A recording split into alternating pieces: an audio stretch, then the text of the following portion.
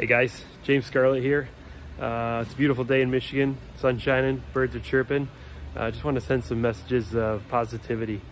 Monday, our governor said that manufacturing can go back to business, so it's been great for most of our customers.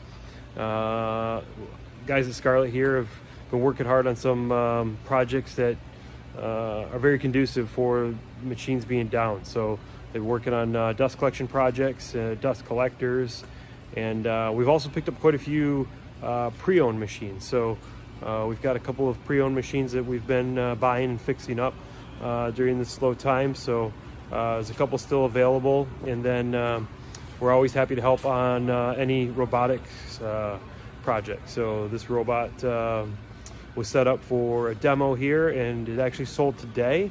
So it's going to a new home, and we've had quite a few of those types of projects, just because it's hard to know how your labor force is going to actually come back to work. So if we can help with any material handling projects or anything like that, please reach out and let us know.